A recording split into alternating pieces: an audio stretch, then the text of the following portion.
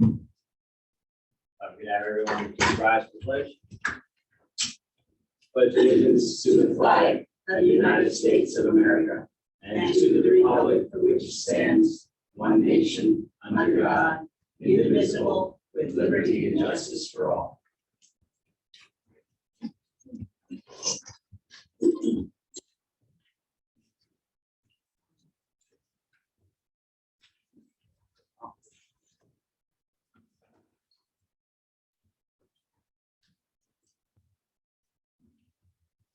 Good morning, everyone. Welcome to the Monday, October 4th, 2021 New Britain Township Board of Supervisors work session. The board met in executive session prior to the agenda, and the board will also be going into executive session after the regular work session meeting to discuss further personnel issues. Again, thank you all for being here this morning. I guess the first on the agenda is chair comments. I have none at this time.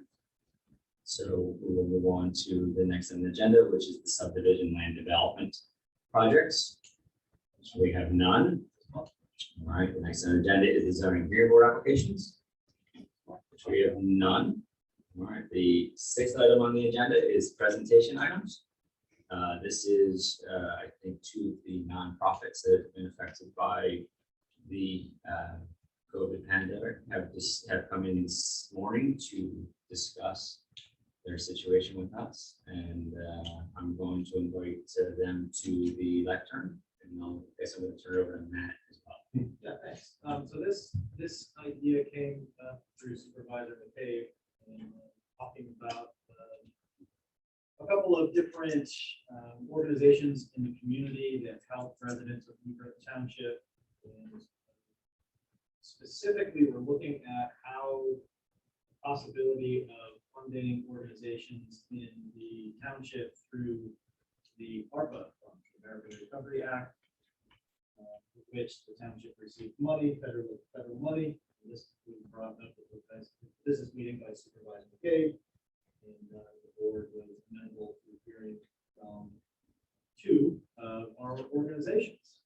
Now, this is some background on what they exactly do and why they are so important for the township. What I would encourage the board to do would be to listen and also review what we can and cannot do with the ARPA funds. We don't have any really good definitions of what we should be using this money for as of yet. We're still developing it. We're still getting guidance from the Fed.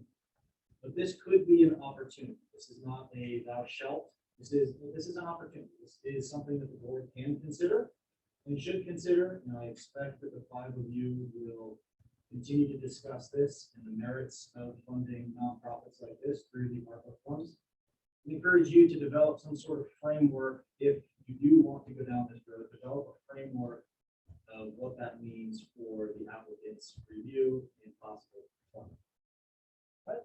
So tonight we have representatives from AARK and the Baptist Church Food Mart. Got AARK up first. Welcome. Thank you. Your name. I'm Leah Stallings. I'm Stephen Bliss. Yes, I'm the president of the director. Well, thank you very much for this opportunity to talk to you. It's been a little while since we've been connected. The AARK has been in existence since 1979. We were founded in Newtown, so we've been in Bucks County always. And we moved to New Britain in 2008. So for the last 14 years, we have been the go-to place if someone finds an orphan or injured child. We, on a typical year, will take in between 5,000 and 5,500 wounded animals, orphan animals, raise them, give them medical attention, whatever they need, and then release them back into the wild to go back away and hopefully never have any human contact again. So our mission is pretty simple. We rehabilitate and release wildlife, native Pennsylvania wildlife, back into the wild. And the second part of our mission is education. So we do a lot of work with education in the community for living in harmony with wildlife. Now the pandemic. So moving along just fine. We've been growing very nicely. We built a beautiful building, everything was good. We moved in, and in 2019, we were able to do $64,000 in events alone. Because we had some space to do it, we had some wonderful, terrific events. In 2020, our year starts in September, we were able to get in 2 events, and then the world shut down. So our event revenue went down to 41,000. And in 2021, so far we've done 2. So, needless to say, the fundraising, the in-person fundraising has hit the wall, and it's dried up, and people are kind of sick of Zoom things. I don't know about you, but we're all Zoom. While all this was happening, the world was moving in their living room, trying to work from home. They're looking out their window. We went from 5,000 animals to 75,000, while our income was going down. So we were really fortunate that when we put out on Facebook, help, grab dog food, some dog food arrives. We were able to break through in that way. That is not a financial plan, it's just a godsend. Our food costs for animals has gone almost double. As we all know, the grocery store's hitting us hard, and that's where we get a lot of the food that we need. Now, when I sent my proposal to you, I gave you some hard costs. These are directly related to COVID, and I do have receipts to back them up. It's gloves, it's portable protective sneeze guards and things to protect children that are in our education center. It's germicidal wipes and disposable face masks. We spent over $11,000 of this very careful budget just in COVID expenses over that. So these also, in the past, our entire glove order. I mean, we have to wear gloves. We are a medical facility. We take care of wild animals. There's diseases. We need masks and gloves on a regular basis. It's part of our organization and part of our PPE for doing good business practices. But our normal glove order for the entire year would be $2,000. If you look here, $6,000, $9,000. So this kind of because they kept increasing the price of the gloves. And on top of that, they would only let you order 1 piece. So then you have all that shipping on top of it too. You just leave it there. So, needless to say, my staff has done an amazing job of doing a whole lot, just a little bit. And with the stressors of less volunteers because people work there, and because we try to keep the staff in action. They managed to take care of over 5,000 animals just so far this year. I do. I do think your staff has done a great job utilizing these assets to keep the public safe and come in and bring animals, keep our staff safe. We have over 120 volunteers in peak season, which is through October. So think about that level of interaction. We and our team, I think, have done a great job of setting up processes, protocols, and using this equipment. But in other respects, we were regulated by Pennsylvania, and they have certain protocols that they added relative to handling that. Certain animals could be more susceptible to either getting COVID or transmitting COVID. And that was something they were researching. For a while they were researching, they were adding additional requirements to facilities like we are throughout the state and the Commonwealth of Pennsylvania without any monetary remuneration. So the costs we incurred were self-driven by our interest in keeping the public safe and our volunteers safe, as well as added to the costs. And again, in context of not being able to raise the funds, big chunk items for the traditional house, gym,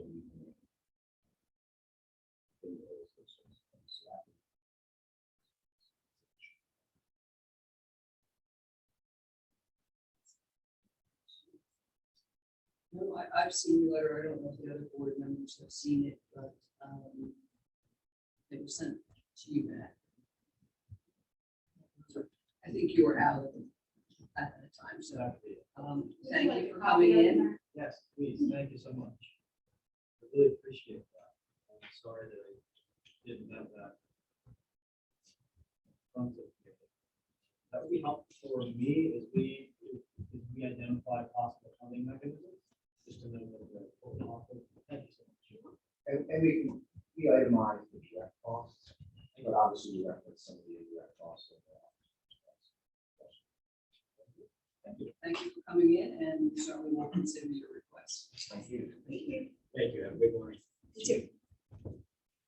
Next up is the, Larder. You have that, so thank you.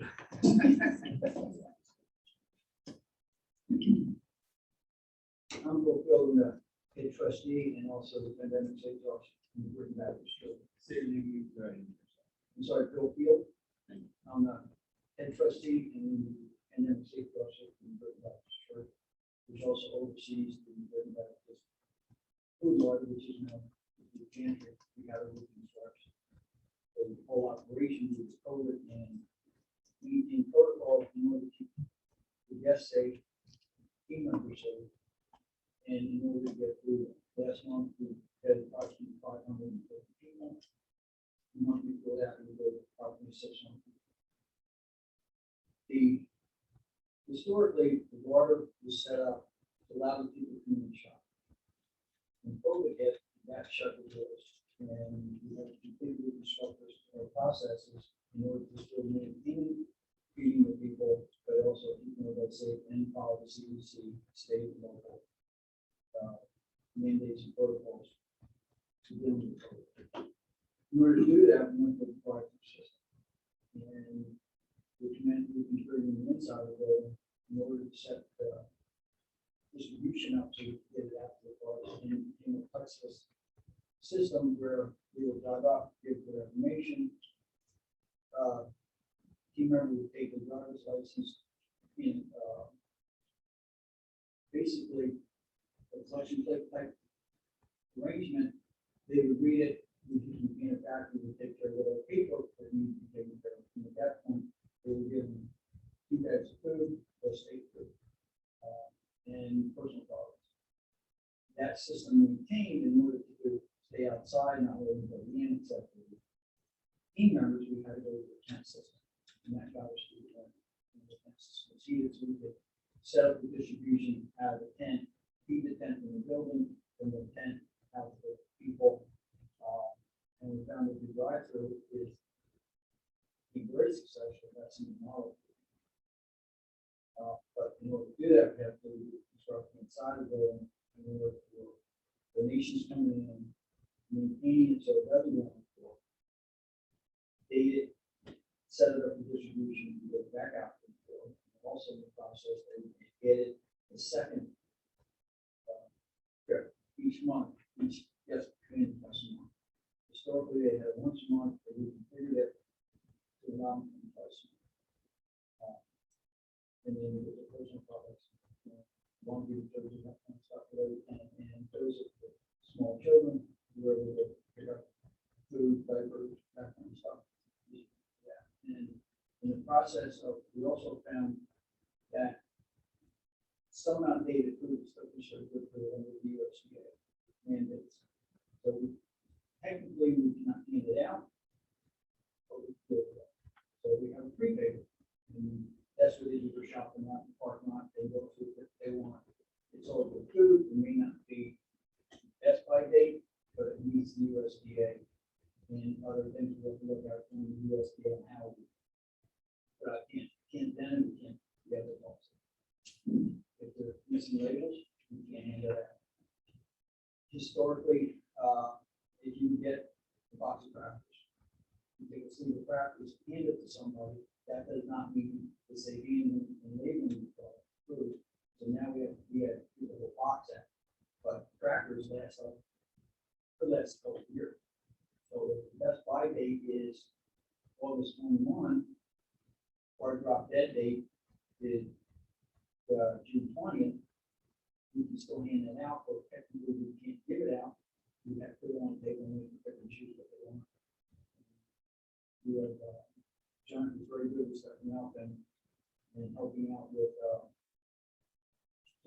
and some other, food items and pale bread and just give that up. And the cost is approximately, it expense around $13,000 to make all these changes. So, operate, we shut down approximately 1 month.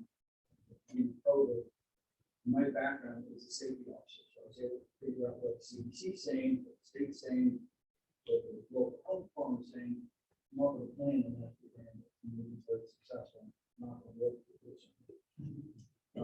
We have not had any COVID-related issues. We thank you for the help you give the community, with our residents and surrounding community.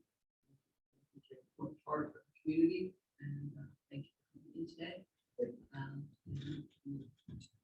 Be taking your letter and suggestion of under consideration while we work out the ever-present governmental regulations we have to comply with. Thank you. Thank you very much. Thank you. Thank you. We all Yes, yep. We'll be all getting those forwarded to you by the end of the day. All right, next on the agenda is information items. A, departmental reports, administration. Nothing to report. Ha Oh, yeah, just kidding. All right. It's in the first place, still a wish. Does anybody need to use the bathroom? Yeah. before we get started? All right. So, the board received yesterday afternoon a copy of the materials that you have in front of you today, which is the first working draft of the 2022 budget. This is not yet in a position for public consumption. This is the first internal working draft that I wanted to get in front of the board to help us in the final draft that could be presented to the public. There's a 3-page memo that explains what we're looking at. It is mostly similar to the process that was followed last year with the way the budget looks physically. And most of the things that we use to enter the data into this budget are consistent with the processes that were established last year. I am trying, my short-term goal is to make this process more legible for the board. It's important for the board to understand the budgeting process. And I feel like as I'm into this budget, it's difficult, and I'm a numbers kind of guy, it's difficult for me to look at this thing for long periods of time, just because there's so much data here. And so from a board standpoint, I'm looking forward to developing a budget that uses this data, but that explains it in a much easier way to digest. I didn't have enough time for this year. It's been a year. So this is similar, the process is similar to years past. The budget that was presented in front of you incorporates a requests from all department heads. Those requests from all department heads are also attached to your packet. You can see that in the New Britain Township 2022 budgetary requests. Or something like this.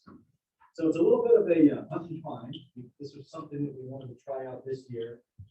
If you go and look at the expenses for admin, you'll see some different colored cells. And if you find what's like, use the yellow cell for website, find the yellow cell on the budgetary request, and there's the budget request. Excuse me, Matt. What page are you on the? Yeah, I know. This is page 3. Just trying to show you the method of the madness with the color code. Oh, okay. Right? So that's going to be your key. I'm not expecting you all to look at this and have really good questions today, because this is a lot of data. I am here today to explain the method to this madness in this process to get you in a position to interpret this data. So under every expense category, with the legislative, executive, finance, or if it's public works or police, you will find a budget request form that is also color coded. That's for you to to go in and look at what exactly it was that was requested. Regarding the requests, each department had forwarded their request for 2022. And we requested from the department heads to prioritize all of their requests.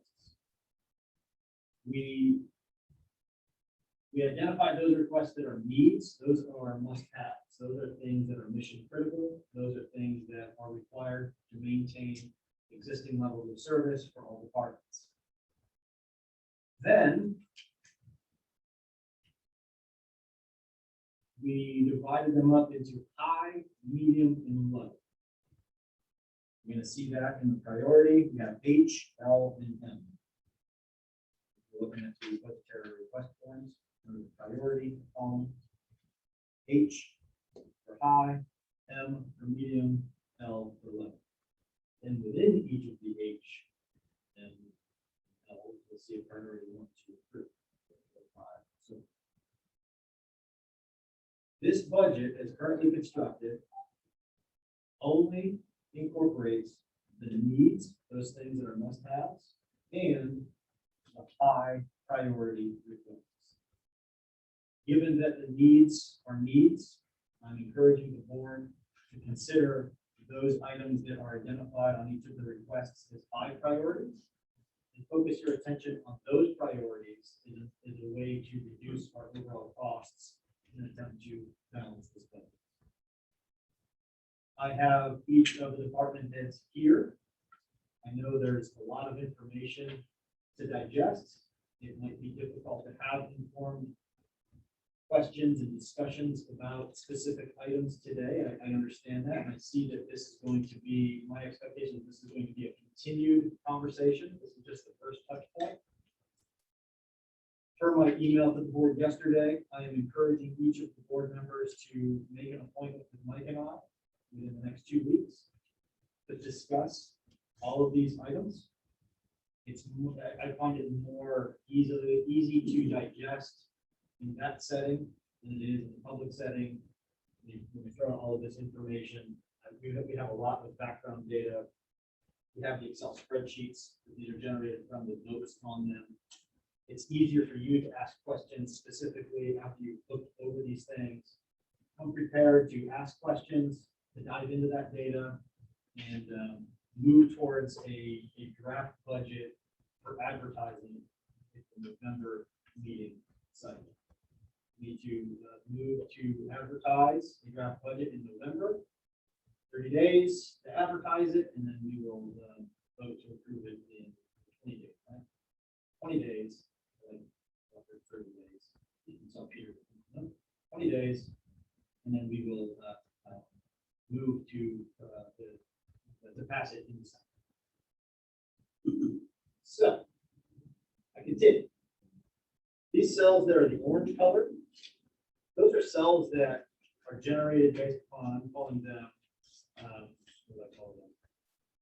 Non-discretionary commitments, NDCs, non-discretionary commitments. These are the commitments that are known, such as salaries, contractual obligations, insurance premiums, those things that are forwarded to us by those relationships that we already have. Those are going to be difficult to change those numbers. So the ones that the board should focus their attention on are the non-orange colored cells. Those are the ones that are white, which represent last year's numbers, or those cells that are colored representing connected to budgetary request forms. A couple of notes about this budget. They do not include any cash balance information. This is just raw data. This is not, last year there was $800,000 worth of cash reserves and cash fund balance that was added to the total budget. If you look at the 2021 budget, that first line item, right under revenue on page 1, that was filled with $800,000. If you notice, if you look at page 1, right underneath revenue, estimated cash balance 12/31/21, there are zeros. We have not added any data to that row. We wanted to see what our total revenues were projected to be and our total expenses. And that gives us a good starting point to where we are. As I said in my memo and email to the board yesterday, we have yet to receive the Delaware Valley Trust's Healthcare Trust rates for 2022. And that's going to be a big chunk. So I don't know what that data is. So what we did was we used an expected rate increase of 10% for this budget. This budget represents a 10% increase in healthcare costs. We think that's hopefully high. We think it will come in lower, hoping. That's what we're praying. And it also does not include any usage of rate stabilization funds. Every trust has a bank of rate stabilization funds that are available for the municipality to use on any given year. Unfortunately, the workers' comp trust and the property and liability trusts rate stabilization funds have been used quite heavily in years past. We do not have a significant enough fund balance in either one of those to help this budget. The most it would be about a $10,000 change. We have a significant amount of money in the rate stabilization fund for healthcare trusts. And that is going to be a decision point for the board, also communicating with me on how much the board would be comfortable using with that rate stabilization fund to bring our total costs down. We're hoping that we receive the healthcare costs within the next week or two, so we can plug those values into this budget. Now, as we continue to migrate towards the advertising of the final budget in November, this budget is going to get more specific, more specific, more specific. I need input from the board as to your questions and where we can cut some different things. We can discuss expected revenues. I've used the latest assessment values from the county to determine what our expected real estate taxes are going to be. I received projections for the earned income taxes, which is on page 1, in revenues, income tax.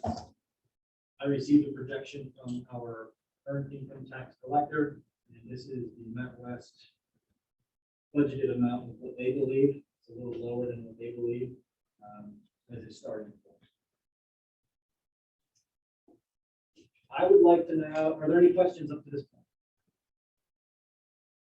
Just that I cannot read a single thing that's in the dark purple on this sheet. Yeah. So this was a late in the day Saturday idea that we wanted to connect the dots, and finally, once we print it, we need to make a change to that. That's where I believe the value in the independent discussions with Mike and I would really help. We can get into those specific line items, discuss those changes. I have today in the work session all of the department heads who are here, willing and able to discuss any of these specific line items. And I just wanted to take a moment to thank the entire management team for their efforts in all of this. It's amazing to have good, great staff, to be surrounded by great staff. And they all rose to the occasion. I know there was some there was a little touch and go late in the day last Friday.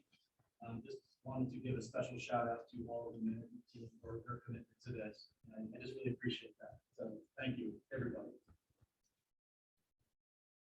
I thought we could move through, I think, the most useful, and correct me if I'm wrong, if you would like me to go through each department's projected expenses and maybe go through those highlighted high priorities.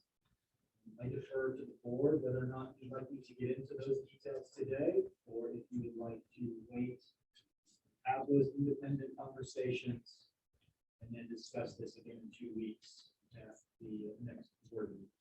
We'll have our department heads here. Yes. Now, so we don't have to go through every item on the list, but certainly the high priority. That's just my opinion. I'd like to hear their first round of where they feel like they're standing, what they would really like to see. Very good. Let's do it. Let's start with the administration.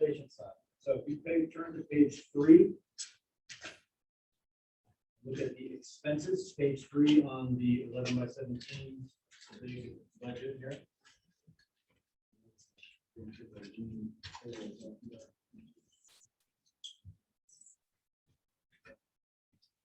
So right off the bat, is there a reason why the numbers are different between the reds and the greens on page 3 and all the S sheets?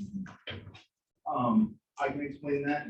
So there will be a transition period if we do switch payroll. Okay. So I left the remainder of what we currently pay for our current processes in place to account for the costs that we made for overlapping to the changeover.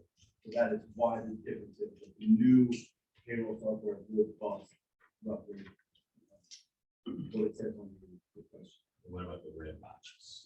So this is the red box we're talking about, the addition of iPads to the board. So that value on the request sheet is added to the red. So what was, it was brought over from last year's, and then we added $5,000, which is why I represented the blue number. It's $5,000 more than the value last year. Oh, okay. Some of those cells include recurring costs, Recurring costs. software, Okay. licenses, things like that. The colors just to indicate where that request is being added within the budget. Okay. So it doesn't have to search around for it. So that there's a question I have. Why are we, you said the iPads for the board? Yes. I didn't question them. I haven't heard this idea. What's No, behind this, this? I know. So this was not a request, a specific request, but as we discussed how we can have this meeting function better. If we have digital representations of packets that are forwarded to all of the board members, this is an idea that Mike and I believe could help facilitate the accessibility of that data, to have it on an iPad, that you could use. It would be your township iPad. You have all of your business packet, all of the agendas on it, and use that instead of your Microsoft Surface, which I can see anybody that's simply I will also add that a few years ago, that is also in there because I created a computer technology replacement plan.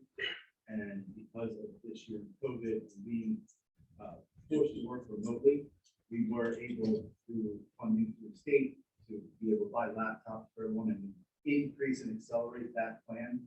I do know there are board members up there that have technology that is significantly older in their services. So these are the things that were next on the list to be upgraded. My Surface.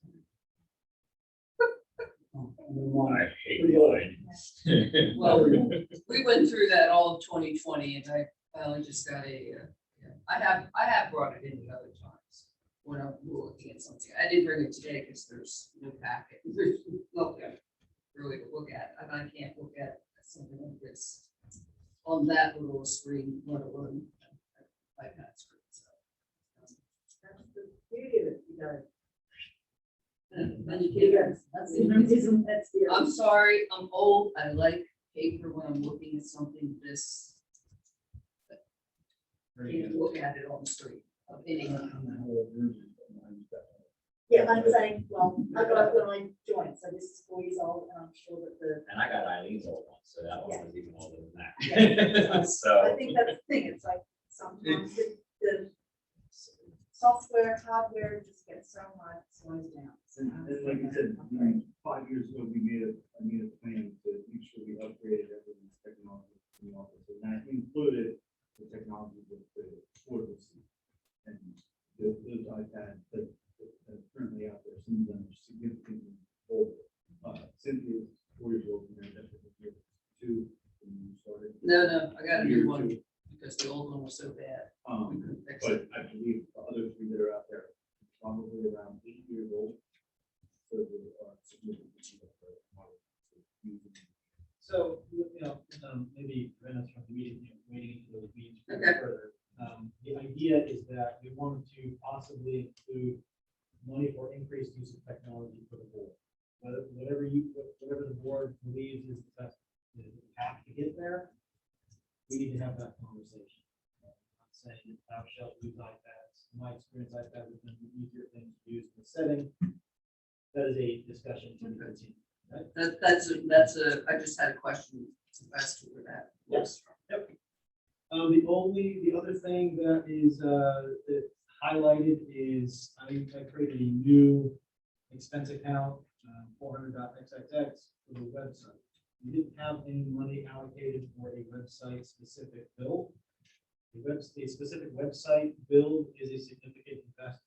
And Mike and I have spent the two different major municipal website developers, shall remain nameless. If you look around the surrounding municipalities, you'll see recurring names that scroll all the way down to the website. There are companies that do this. This value that is currently in as a placeholder represents the quote that we received to build the website. This would be a one-time quote. This is not ongoing maintenance. I am pretty, I like to be facile with websites, and my intention is to build a website that has minimal ongoing maintenance costs. The website needs to be a content management system and WordPress-based websites, where we as a staff will then have direct control over the maintenance, long-term maintenance, and updating of that website. We are not there. This value represents the costs to build that website. Once that website is built, and staff takes it over and manages it going forward. Those were the three high priority requests from the administration side. Any questions about it? Would you like the finance director to discuss the payroll software proposed? Sure. Since he's here. Well, I would argue that I'm maybe the Oh, you better Oh, version okay. to talk about that since it's delving into that. Let me preface it by saying currently our payroll processes. Every process is payroll. It is a huge time commitment for Mike every other week. He spends at least not 2 days worth of work getting paper information, processing things via paper, lots of paper. We would like to incorporate a better payroll system that includes a payroll processing system where employees have electronic time sheets. They can review all of their PTO balances. Currently, they don't have the ability to do that on their own. They all have to go through Mike to ask him what the PTO balances are. It's a very clunky system for department heads to manage and review their time sheets, since it's all paper. If we transition to a digital payroll platform, there will be cost savings while it is expensive to build it up front, cost savings in the long run with time, staff time. They should not have to be dedicating 2 days worth of his time every other week to payroll. Hoping that our new finance director, John, will take the reins of the payroll system also. And so Mike has been exploring, there's two competitors in the payroll system world, and we've had meetings with both of them, so that value represents a good estimate using either one. We don't know which one we would go with, or pros and cons for each. That's what that value represents. Anything else that I've missed? Matt, would you like to add? No, I think you covered most of it. Everything that it represents so far, we will go a little further into it. The management team, how things work out for them, but the numbers applied to us fit within the range for both calculators. I would say that if you include my time in our current process, and also the current pay, we currently exceed the cost of these companies. That's my time. If we do the software, move it over to finance, to oversee that would we still be needing an outside company to do the, whatever, I don't know, I thought they did all of that for us. I understand they only get the information from you, cut the checks, and then do the, This would be all inclusive.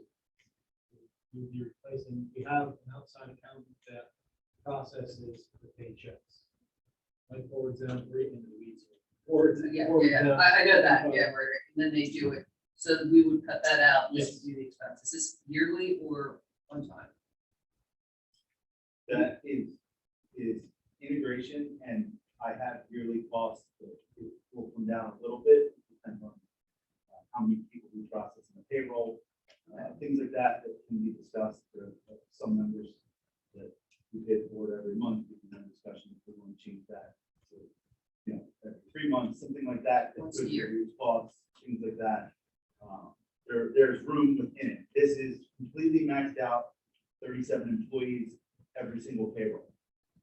So I went high in Okay, the estimate, based on that.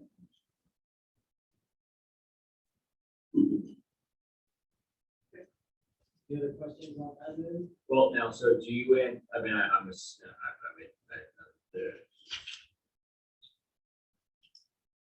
have any of the white numbers been fully evaluated to see where any of these costs may help defray those costs? Yeah, so if you take a look, I went and looked at each of the projected costs for each of these for 2021. And if that number is black, verify that that number is a good number. And we're on track to actually hit those numbers. But I mean, with the new services taking the new services into account. If we approved each one of the H1, H2, H3, would any of those numbers then correspondingly go down? Currently, let's use the payroll one, so if we have it in blue, so it's more, that'd be more than what was there last year. I don't know what that would be in years moving forward. Next point, I expect that there would be a little bit of cost savings moving forward. It might be a bump more than what we were paying this in 2021. But moving forward, I assume it will get lower because there's not that starting cost. I meant more along the lines of like, say, materials and supplies. Say we go to iPads and now we're spending a significant less amount of money on paper printing. Sure. You say you buy 5 iPads and you save $2,000 on paper and use of machines in the office, you do see cost savings. If you go to general administrative expenses, are any of these things helping to defray those costs? Essentially, Are we paying for it out of another expense? there's been a lot of absorbed costs. Yes.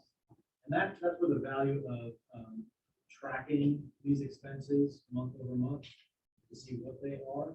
We're not at that point where we have really good, I don't have access to that data yet. We're working on that with John to reevaluate our financial system, our accounting system, to give us more up-to-date information.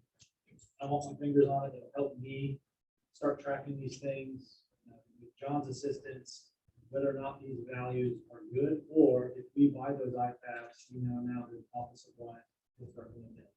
Potentially, I don't know until I see the data. I did that for this budget. You'll see a couple of red numbers in this in admin. Those numbers are based on projected costs for this year, so they're going down. They're not projected to be what they were. And that's just, that's a function of continuing to manage the budget. The budget is not a one and done thing. The budget is every month. You need to evaluate it. The management team will have monthly management team meetings, discuss how we're trending, where we're tracking, identify ways to minimize future expenses.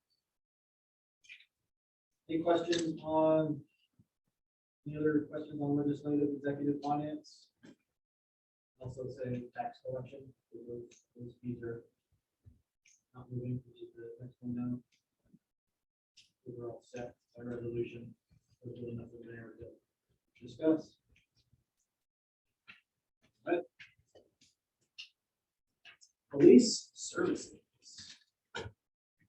Apologize if the colors don't look the best on what is too bad on the budgetary request. Apologize for that. you see the red just fine. Yeah. Yeah, put it the right. You pass out special glasses to look at it, right? Well, the ones that are in purple for the police, it looks like if you take over the minus ones, and then if you read the one, it looks like it's almost a net. It's in net zero, yeah. Yeah, so I mean, you need that anyway, so. We're doing there, so we're just rolling some of the smaller line items into one line item rather than having it First. Okay, give you a minute to digest that.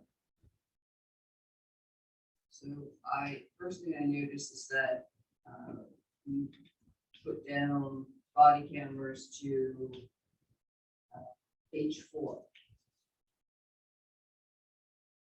We had discussed that. H1, policy development consultant.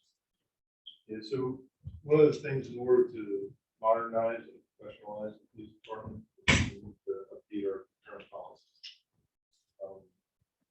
That's a very time-consuming effort. Also, there's some review processes that have to go in. If we want to look at eventually becoming accredited, we need to make sure that the policy is meeting accreditation. Therefore, hiring a policy consultant would be the best way to go about getting policies that are up to date with current accreditation standards. Looking at different consultants, one that the budget is based off of feel is the best fit for the police department. They professionalize in public safety consulting. They also will stand by their policies if they're ever have to go to court, which is something that a lot of consultants do. You have something down there about grants. Is there a possibility of grant money? So today was the deadline to submit for a PCCD grant. I submitted it on Friday. So that grant is for police innovations, and it includes policy development and accreditation. The grant amount that we applied for was $34,900. Probably the policy development and first year of accreditation.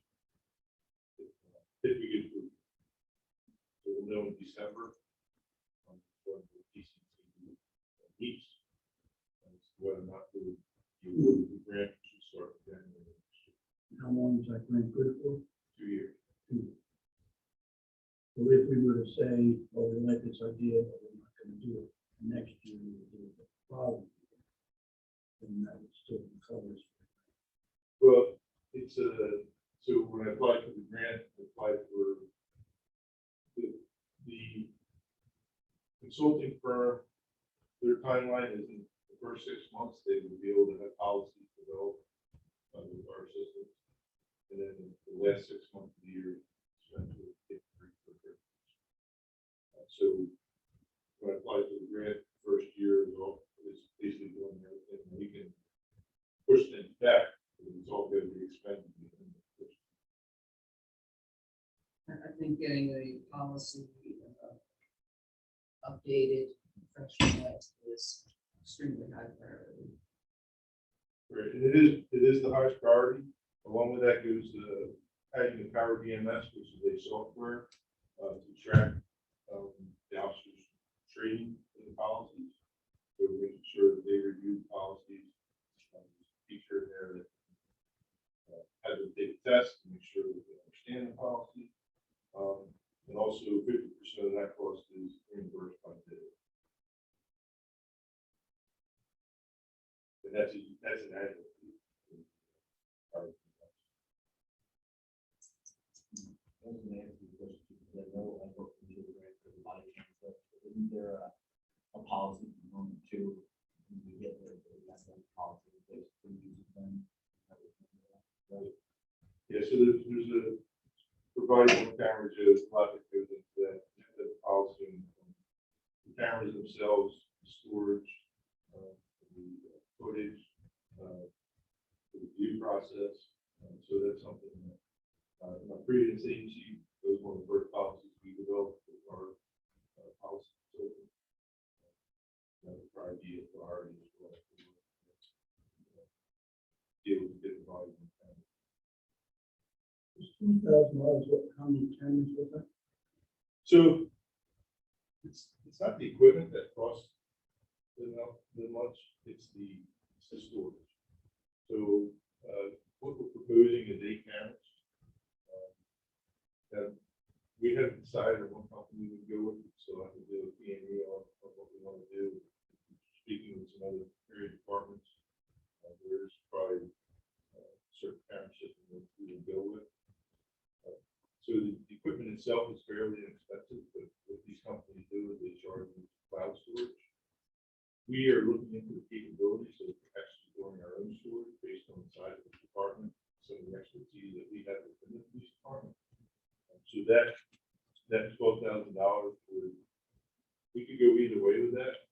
We would purchase the equipment plus the cloud storage, or we purchase equipment and then maintain our own storage on site. Which with cloud storage, you're going to have an annual recurring fee. If we can do it ourselves and manage it, have proper software to manage how long we're keeping the footage, and when to get rid of it, so that we're not maintaining too much storage for building a terabyte storage. We could possibly keep that cost. So let me digress for 1 second on the cameras. Let me find out if I understood you correctly. So in all reality, the cameras aren't something that we actually might even necessarily be looking at next year because we don't have a policy and it's going to take a year to get the policy anyway. It'll take you 6 months. Well, only take you 6 months to get the policy. That'd be a priority policy. Okay. One of the things that proposed, if this is approved, consultant is approved, is to utilize, to offset some of the budget for next year, utilizing reallocating funds for this year to start that process. So the sooner I get that process started, within 6 months, we would have policies for everything. Okay. So if I were able to start it in November, by April, I would have policies in place. So it's not like we're gonna wait 6 months and then roll out all the policies, we're gonna roll that out and we them. Okay. All right. So that would be a priority to do body on cameras, use of force is always a priority. And if those rolled out first, that way they're in place, then we can, it's gonna take us a few months just to get everything set up for body on cameras as well. You know, we're doing storage, we need to get the software in place, we need to get the storage access in place.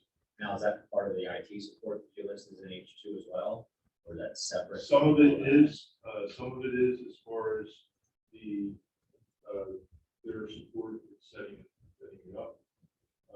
So it's all kind of integrated, all three of those are actually more of an integrated expense, they're just separate line items. Yes. And each of those. Then we have some, again, this year's budget, we still have funding our IT budget to start that process.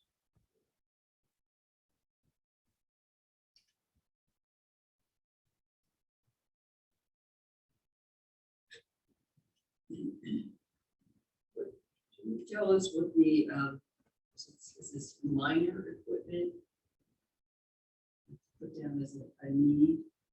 He had said that they rolled everything into that account. All those other ones are minuses because they consolidated Okay, into minor equipment. So, okay. Everything, I get it. yeah. There's like a line of road flares. That we Right. need. Minor This is a way to clean up our accounting software to consolidate different accounts.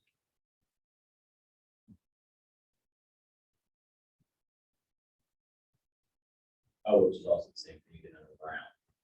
Yes. Gotcha. And there were two typos. Community policing valuation, 4,000, not 9,000. Oh, on the big sheet. Yeah, main sheet. And materials and supplies should be 5,000, not 10,000.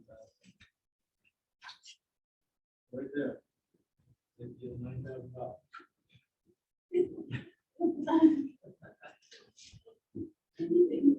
That's right. The other thing that I'd like to talk about with the police budget is in reference to the vehicle. So there was a $42,000 for a police vehicle in the 2021 budget. $42,000 does not, will pay for the cost of a vehicle, but will not pay for the cost of upfitting that vehicle. So we'll have a police vehicle, but the police vehicle that we cannot use because it's not upfitted with lights, all of the other data things that need budget, we represent a $30,000 allocation for the 2022 budget to upfit the 2021 vehicle, so we can make that usable next year. Are you shopping around for these vehicles? Yeah. Or are you just So- going so- to co-stars? Well, the vehicle, yes, most of the vehicles that we get are for stars, And you check to make sure they're the cheapest. Yes, so based on what we need, so. Looking at, Newburgh Township, the different rural areas that have to get into, we're making sure that we're getting the right type of vehicle. So what I'm gonna recommend, and as part of my talk to presentation to you today, is the next meeting, we're gonna propose, for the approval through, agenda item to purchase a 2022 Ford Interceptor SUV vehicle that's also a hybrid. So hybrid gives you the ability, you have to leave the police cars running so in the summertime and in the winter time, the air conditioning, computer system. When the vehicle's running with a hybrid, the engine actually shuts down and keeps the power, so you're not using much fuel. So we would actually see over a period of time close to $2,500 to $3,000 fuel savings per year just for that vehicle. So when you talk about shopping around, we're not only we're going with what is proven to be effective policing vehicle. You can't go and get a Nissan, and have it be acceptable for what our needs are. Even though it may be cheaper, it's not going to fit.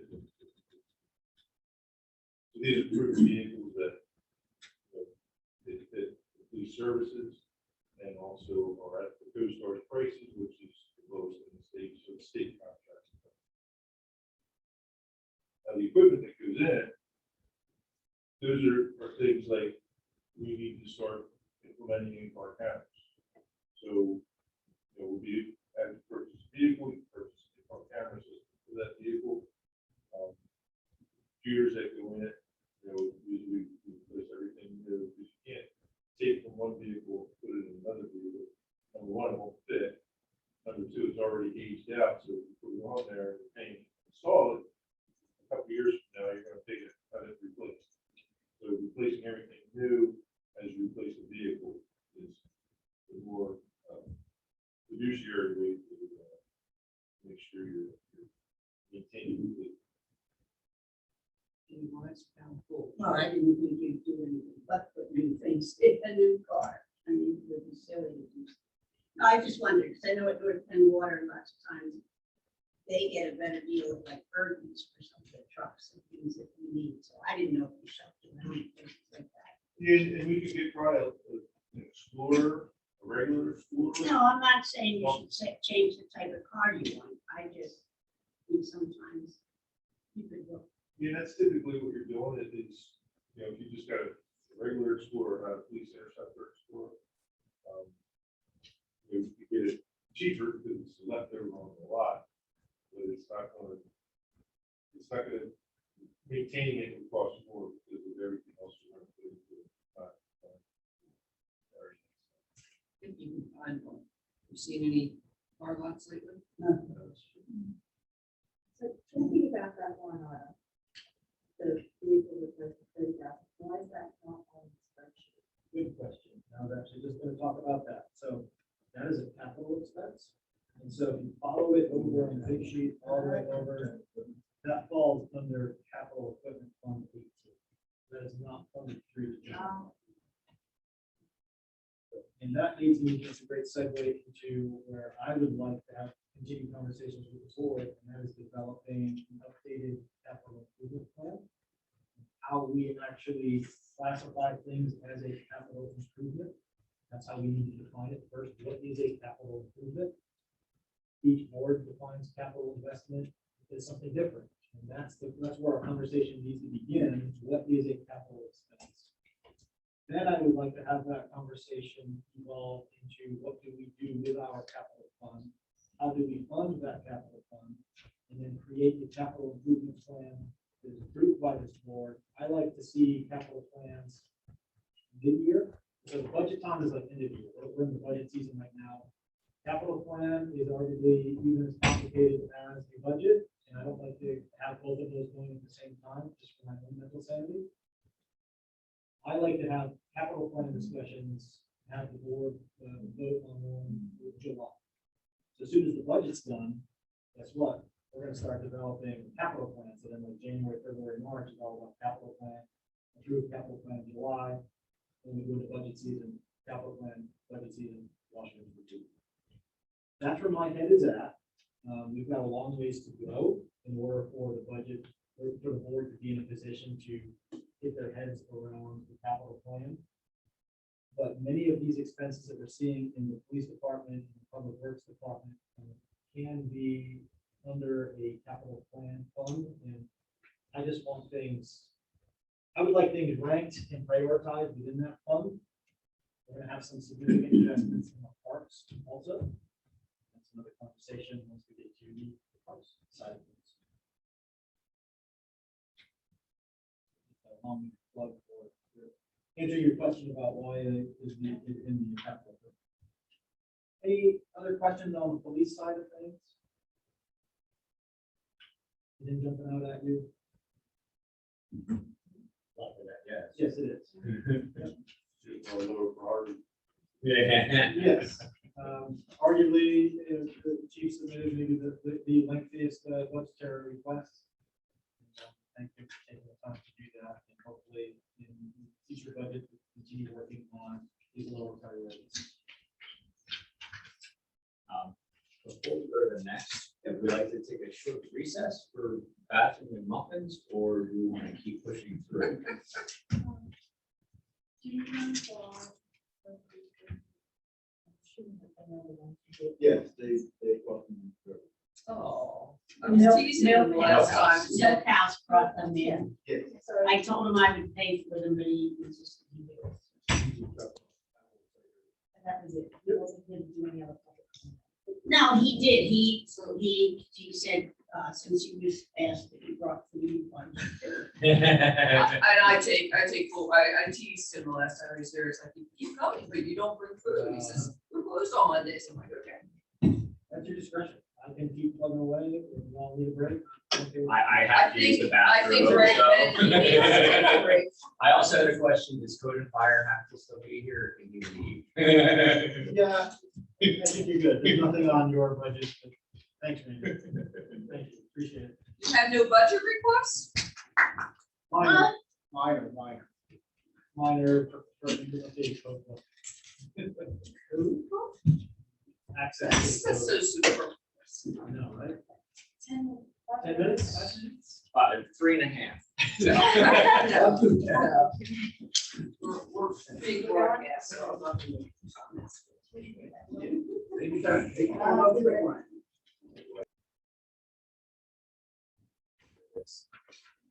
All right, welcome back to this morning's work session.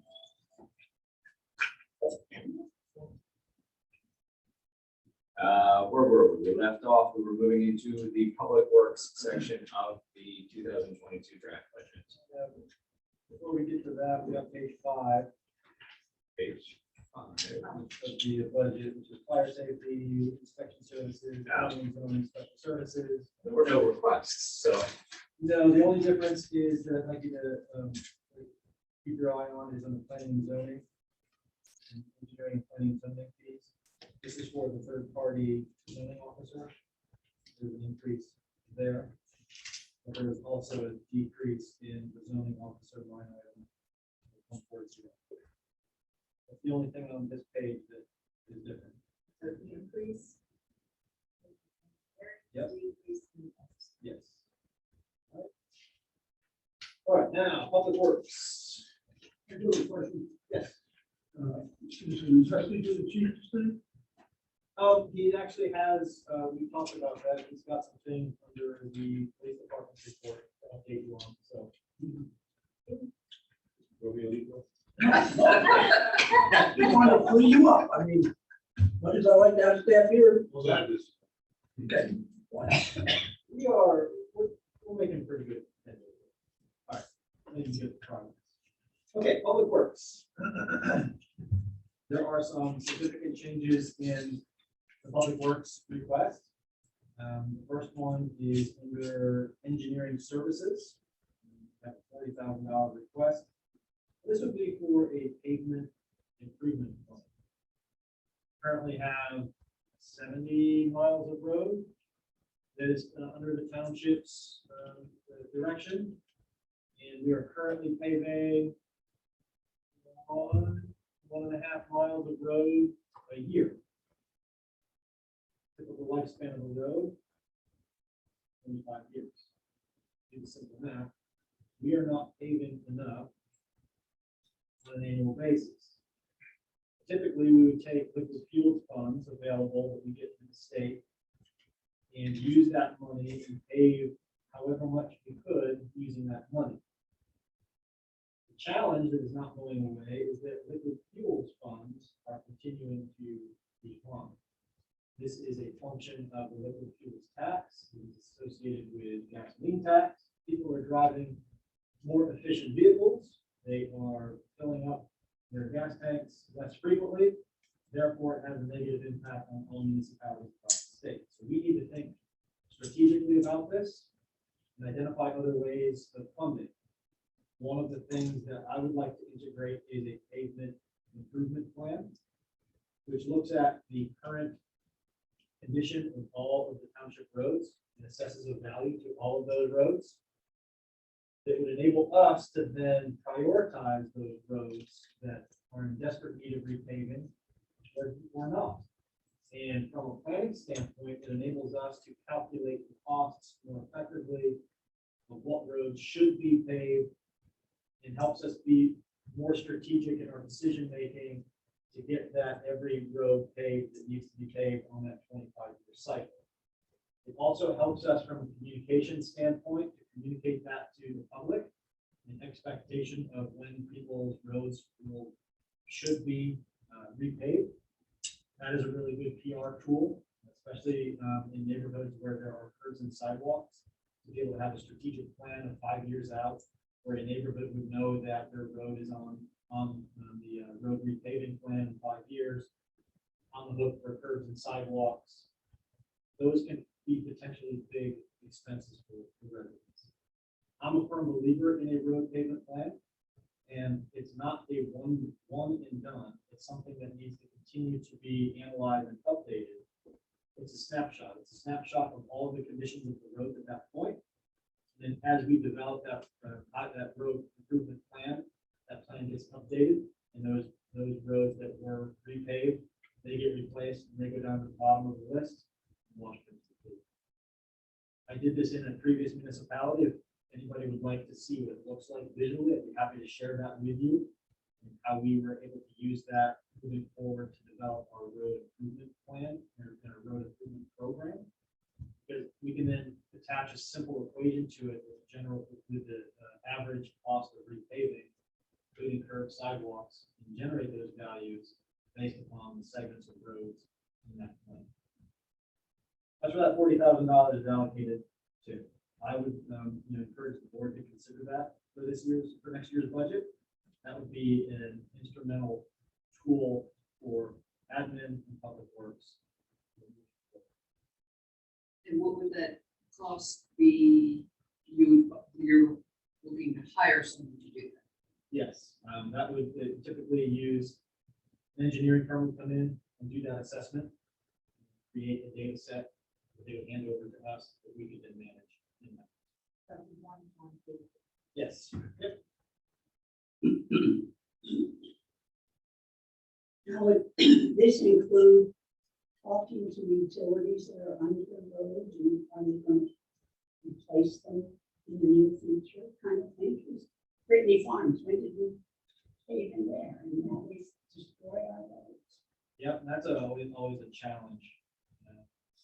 We will do our best. So this data set is an assessment of the current conditions. That is not the road pavement plan. This is just a part of the assessment. We then take the assessment in-house and develop that plan.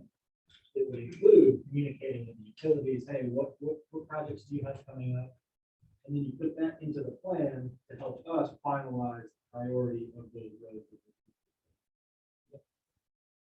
But we need that assessment first in order to start that.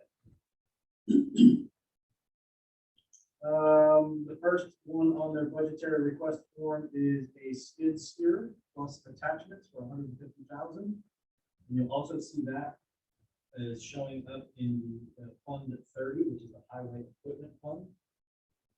We do have money that's allocated through tax millage for this fund, so this is not coming out of the general fund. In my tours of Public Works Garage and watching the operations that Ryan orchestrates, if you haven't been down there, it is one of the coolest things, one of my coolest places to be. He runs a tight shop, tight ship, and a beautiful shop. And this is would be the final thing to get his shop where he's totally envisioned. We currently have an outdated forklift. It only has one function. Forklift. This skid steer could be that forklift, as well as all of these other things that I'm not even going to attempt to describe the things that you need. I'm just setting the table for Ryan to take it over here. This would include everything that he currently uses for that forklift, as well as other things out in the field that we currently don't have, so we have to rent that piece of equipment on an as-needed basis. All right, I'll give it to you to talk about why that skid steer is an important part and what are the attachments to your vision. Well, so like you said, it has multiple uses.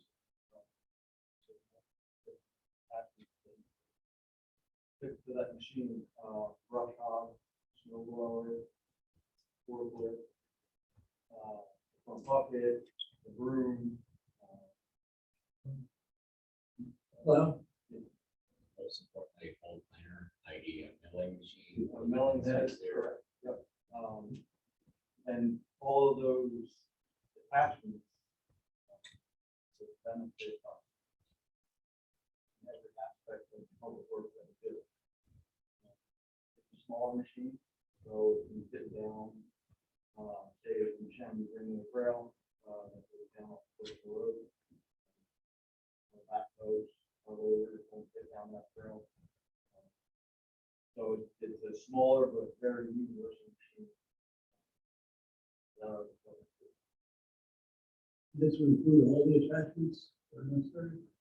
The price there, 150,000, yes, to cover everything. You don't have anything else as far as highway equipment that's necessary to be replaced For this year.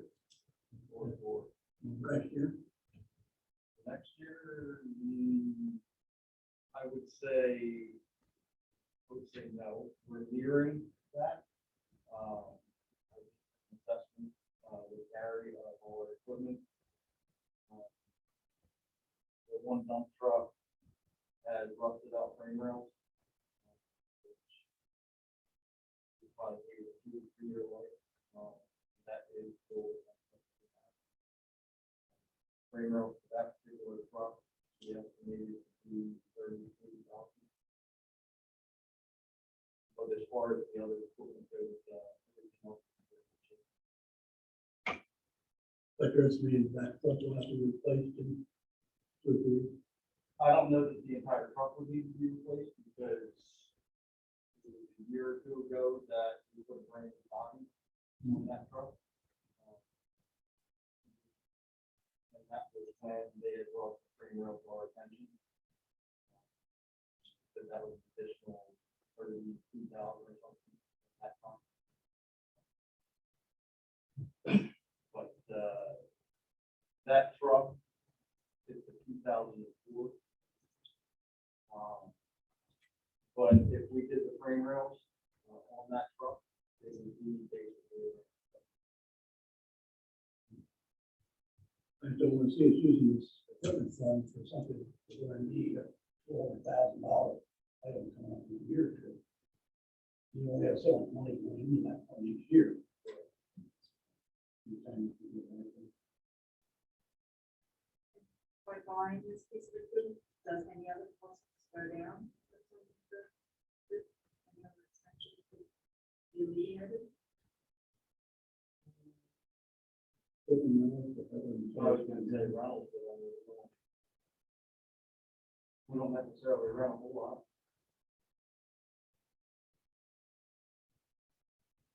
It'll give us the flexibility to do that, to respond to that. Trail maintenance part of it.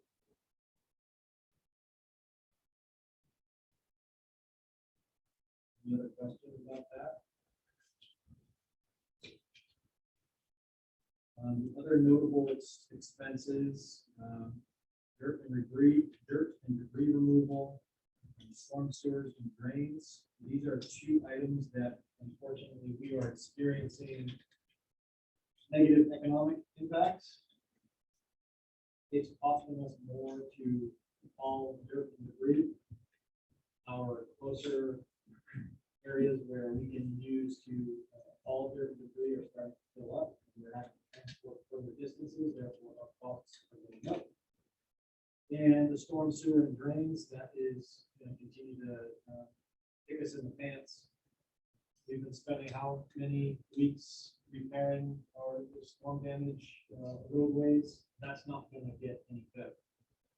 So we wanted to also make sure we increase the costs a bit in order for us to continue to respond to those increases in average rainfall. The big ticket item here is under paving, milling, recycling.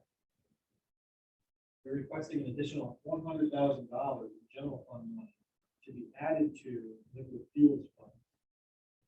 Our expected costs of liquid fuel fund would be just over $300,000 this year, which is a drop in the bucket in cost of paving, which is why we're only doing a mile to a mile and a half of road paving a year. Remember earlier I said we only use that liquid fuels funds that are allocated to pave as much as we can. And Ryan and his crew do an amazing job with the resources they have. The board had the foresight to invest in a road paving machine a couple of years ago. We have an in-house road paving machine. This $100,000 is in the budget. I'm talking to Ryan. Don't think if I'm pushing Ryan. In that Ryan and his crew would like to use that road paving machine, using some general fund dollars to actually do those road paving projects that will go out in-house, so we don't have to put them out to contract. We have a road paving machine sitting in the garage. We're not using it. We don't have enough money allocated in previous budgets to use that. And this was an idea to allocate general fund money for Ryan and his crew to start using that road paving machine and start repaving some of these roads that we need. Why did we buy a road paving machine and not budget money to pave roads with it? I am not in a position to answer that. That creates my time. Does make more sense. I don't remember buying a road paving machine, so. I remember buying the road, but that was a decent price, I thought last year's, this year's. something like that. I think I remember Ryan asking for it, and I remember Ryan being told he wasn't getting it.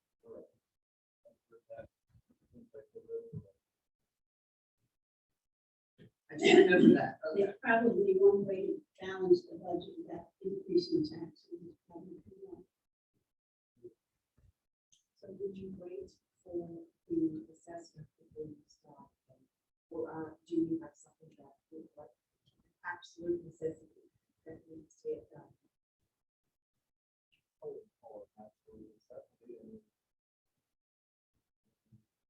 When I requested one in the past, it got axed.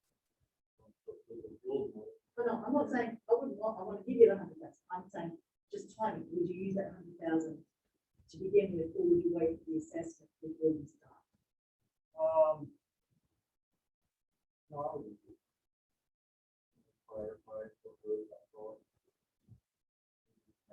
So we have some that are done.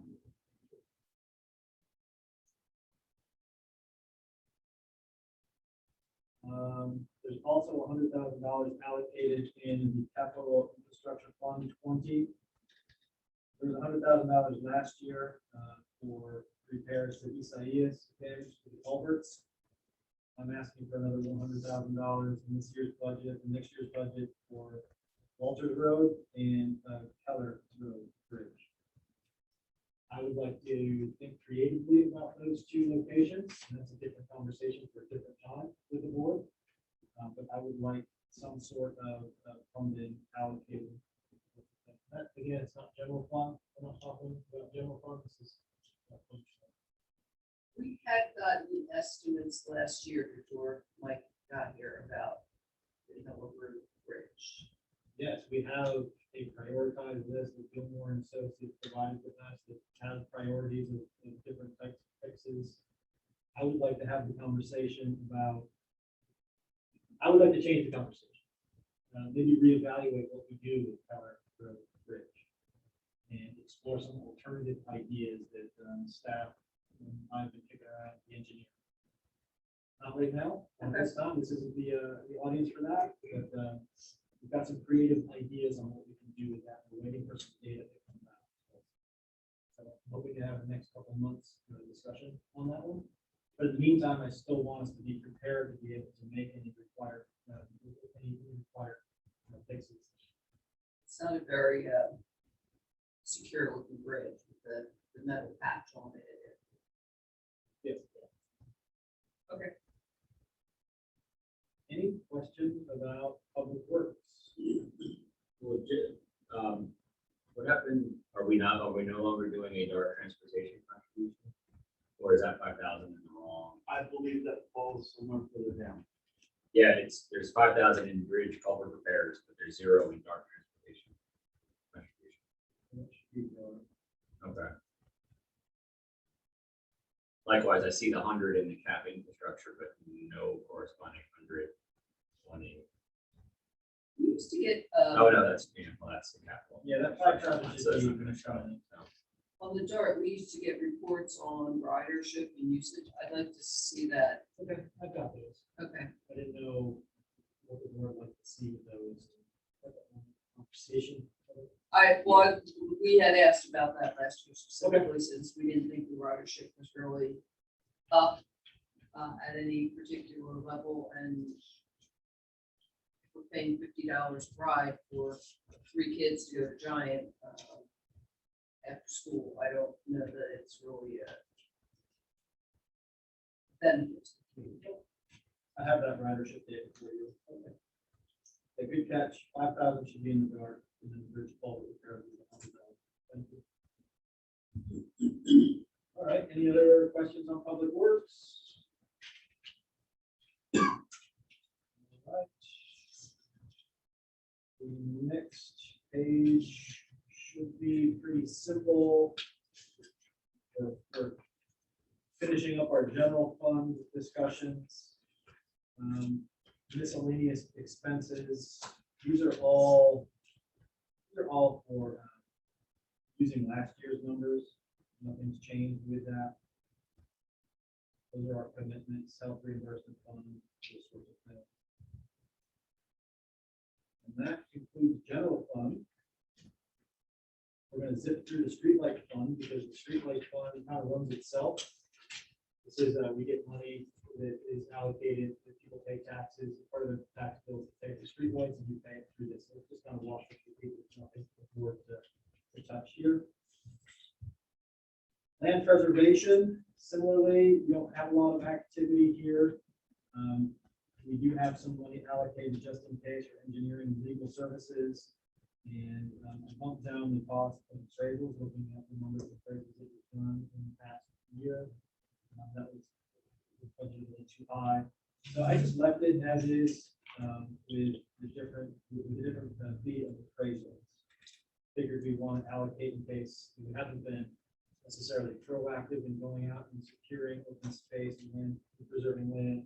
We've been more reactive, and so I wanted to make sure that we have money in there that we could react to any potential land preservation opportunities.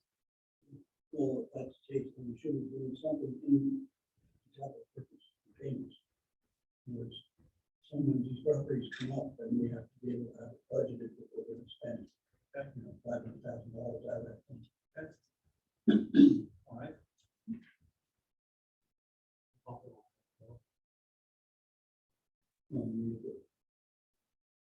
Land preservation has a substantial amount of money in it, so we have to, budget wise, we have to show that at least we may have the opportunity for it. So, put 500,000. As a placeholder. Or 001 capital purchases. And become a little proactive on that rather than waiting. Yes, that's another thing that, I'm gonna politely disagree with both of you. We've spent the last 2 decades being very aggressive with trying to preserve land. And, all this, yeah, most people have said no repeatedly. That's why we're taking what we can get at this point. The case in point is one property that we're working with currently. They initially said, and second and third, Vehemently said no. absolutely no way. So it should be approved. But sometimes you have to let them come to their own accord. And I'm aware of another property in the township that may be coming to us regarding preservation. So, and just because it's not budgeted doesn't mean the board can't authorize the expense. The fund is robustly funded. And so if we have, just because we have a $0 amount budgeted, if something comes up during the year, the board can always entertain a motion to fund it. Like here's a 500,000 like allocated. Good. Now we're going to switch over to the Parks and Rec fund.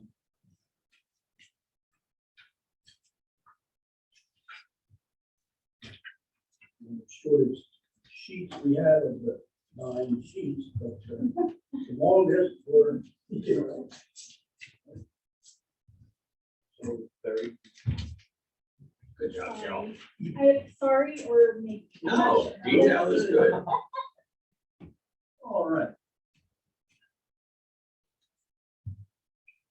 This is the last of the lengthy discussions on operations. This is a minor fund from which all Parks and Rec operations are funded. So does that kind of act as like a miniature general fund, and then you actually pay people out of this fund, and pay for things out of this fund? It's not an investment type fund with a capital plan, or land preservation fund. So if you take a look, just take a couple minutes to digest the info. One of the key aspects of this current proposal is, much like you heard, my request for the pavement improvement plan. The Parks and Rec Committee, the Commission Board have requested that the board consider funding the Park Master Plan for North Branch Park.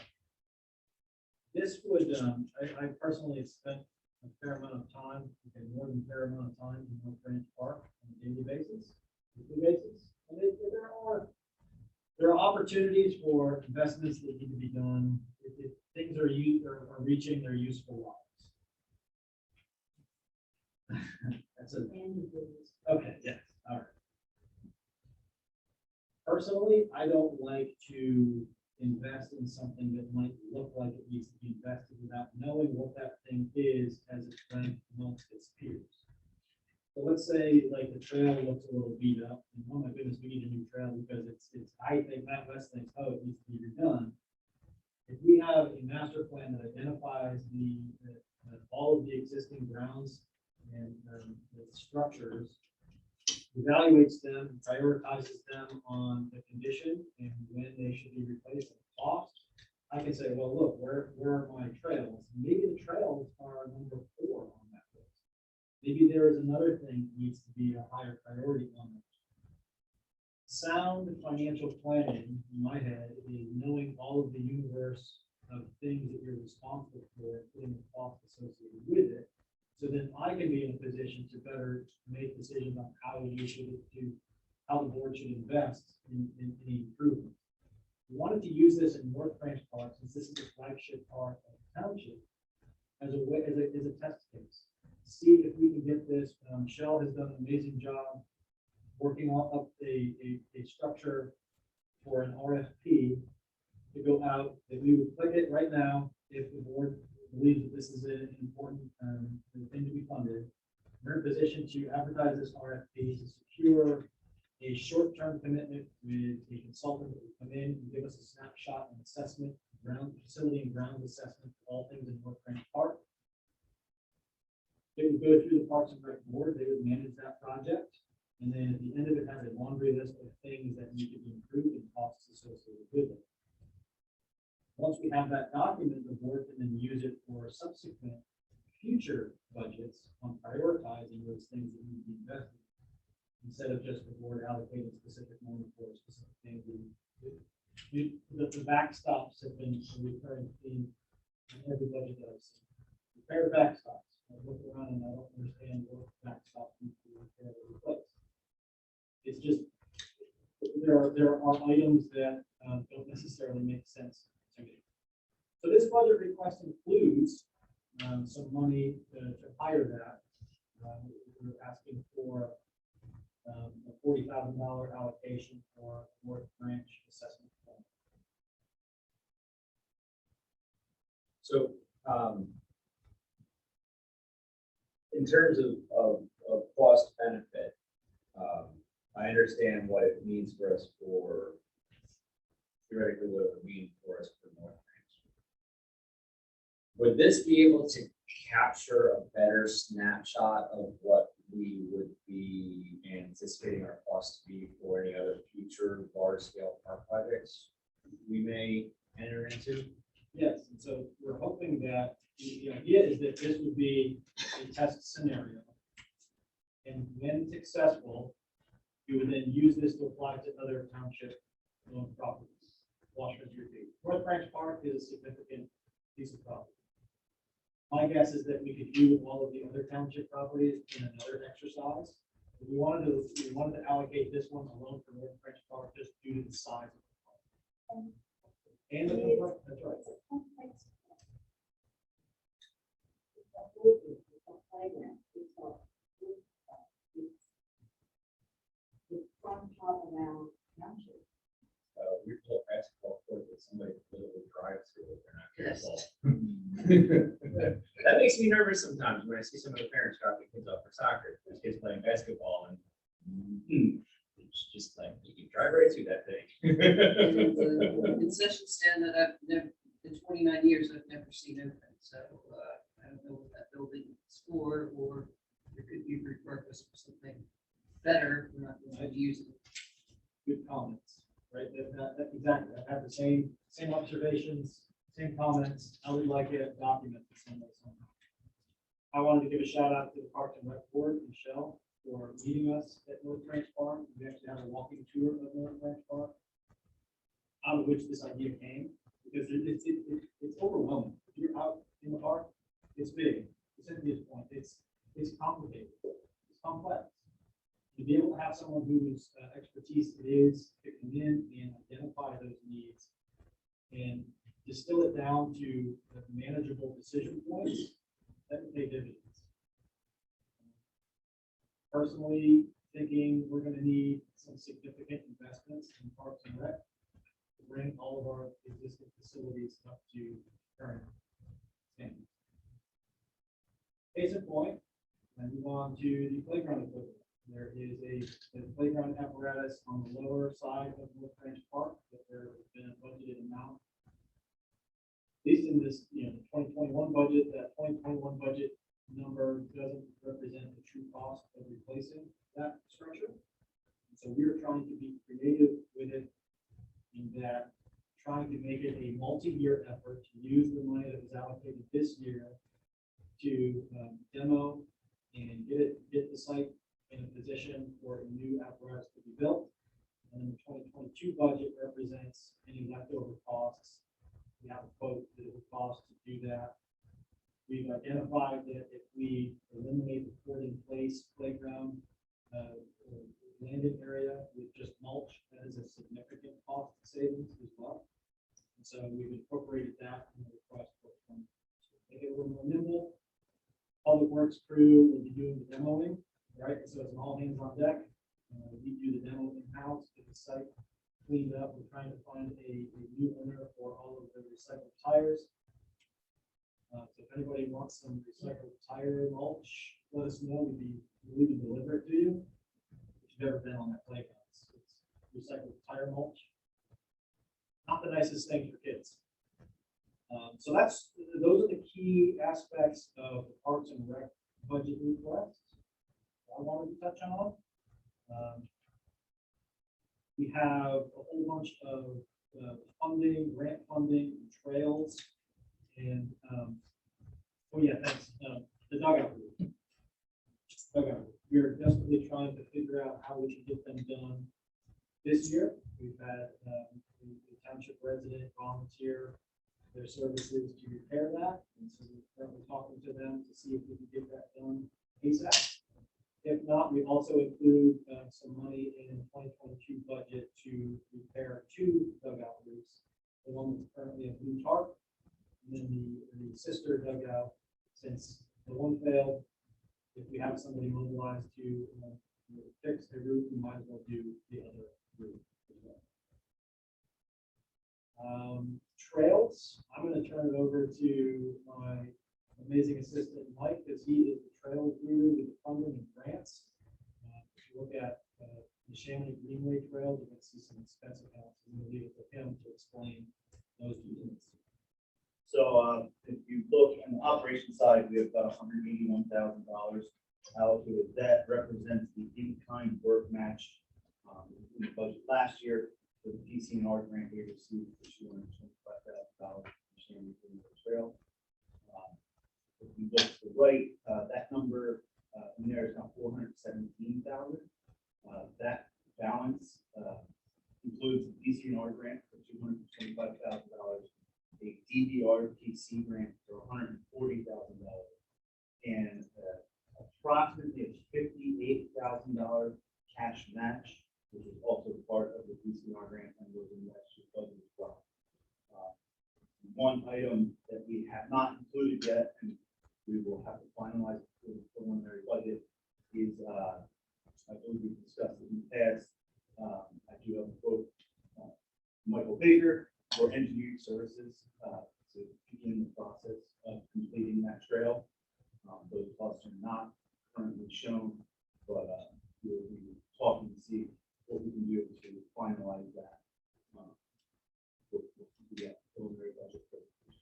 DVR, whatever. They now want us to put the trail somewhere different, correct? Yes. Are we gonna see a cost savings with that? Because it should be shorter. That I can't answer until we bid it. We did. It's not like we bidded the full trail, so I don't have a way to quantify that necessarily. Do we have to listen to DVR if we see where they want us to put the Well, trail?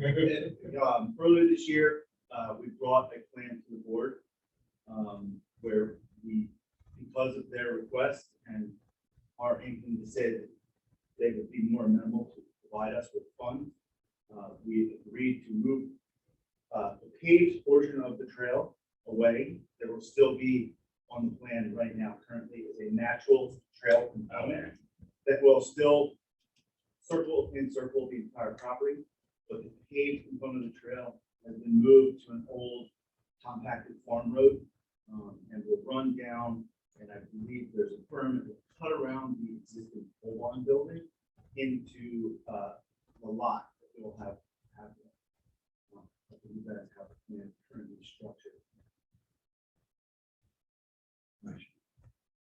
We see on our proposed income, 365,000 coming in. So that money will be coming in next year. Yes, the offset, that's the grant. Yeah. Yep. You're saying we have to spend, so I'm just trying to make sure that money will be coming in next. Yes, Offset some of it. we've had approval, and in fact, I will have to reach out to them. Sort of a hectic year, so to speak, for the Britain Township. We were awarded that money. We just have to finalize the contract. We have not done that, but we will finalize that. Follow up on Mike's comment about the Baker. You had asked us to look at the proposal. So I have a draft of that, which we actually Baker proposed a survey, into other things that wasn't all. We revised based on the direction trail, and we look at their numbers and possibly substantial level, but looks like we've got number.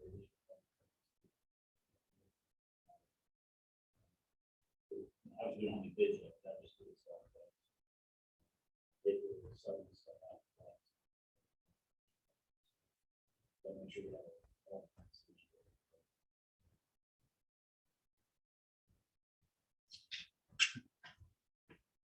Last thing, if there aren't any other questions on the trails project. We have, internally, we would like to allocate some more funds to each of the events in the township, namely the 4th of July and Fall Festival. In 2021, we allocated, there's a $8,000 allocation for activities programs, asking for an additional $9,000. And most of that is going to go into the 4th of July Festival and Fall Festival. As we've been taking away this year with these events, we believe that we would like the board to allocate more money to it so that those events can become better. We believe that those are the two flagship events of the township, Fall Fest especially. But we can talk about that in more detail about where, where our heads are with that. We wanted to put it on the budget as a way for the board to commit that, yes, we truly believe that these events are an important aspect of the community and will provide a means for staff. Did you see so? Did we ever get a idea of cost to the township for the Fall Fest? Not yet. That is on our short list of things to do. Yes, I'm hoping this week or next. Because I'm also curious to see what that total cost is. Meaning, what was the total cost of all township employees working that day, overtime, any evening hours? That's the true cost. We're working on those. Not to mention Mike's time and Yes. Shell's time. Yes. Was it, were you able to go back to 2 years ago? Before we had COVID? I will say the numbers that are represented there, between Michelle and I, we've gone back and looked at past years. I know for my numbers for Fall Fest, they don't currently within the budget include wages, things like that, but they include the hard cost for the inflatables. Those numbers generated represent those expenses that we know we expend, to account for them. Generally speaking, I know for me, Fall Festival, those costs are offset by sponsorships and donations for most events. So there would be money coming back in that would offset those costs. I was specifically, I had said, Matt, an email specifically, what's the cost of the township for employee overtime? I don't want to do away with it. I want to make it better, but we may need to reformat it in some way that it just becomes a township event. Since it's basically is a township event, we're putting it on and there. There may be other alternatives. So I think one of the problems is basically coming out of COVID, you want to say that for this event. But what was it a couple years ago? And more calls involved, more groups were here, and nothing. Well, nothing really ended. So I mean, yes, we had people doing, yes, we had parties, but we never. Yep, and so I just looked at the past budgets going back to 2019, $10,000 was previously budgeted every year for this something, we're asking for 17. I don't know what those costs are. Like, I'm just going, the data that I have is what was on the subsequent budgets. And I would say, to Matt's point, that number includes the community shred event we do. It includes Santa House, an Easter egg hunt. What other ones are in there? Bingo. Just so that when we have those expenses, they're accounted for within the budget. I also believe there's a component of having that number there to help staff that works with the board to better allocate and help get the board more involved in the planning process, knowing we can sit down and say, here's our budget, and say, possibly provide things like purchase orders to committee members to go out and get those things rather than you might be able to do it. Incorporate more, committee involved in the planning. We need to get more, if it's gonna be Veterans Committee, we need Veterans Committee to step up and do, handle more work. And the same with the Fourth of July parade. Had many people come in to me that, they don't understand why it goes from Shell in Britain, and it's mostly the work of our staff that's wrong. Because you can't get a parade that doesn't go through. Half a mile parade, if that was the case. We would start at Hartzell's Village and come here and we'd be done. Well, just on the other side of Hartzell's Village, at the bridge. Well, when the Bristol Road extension's built, no, I'm just kidding, okay.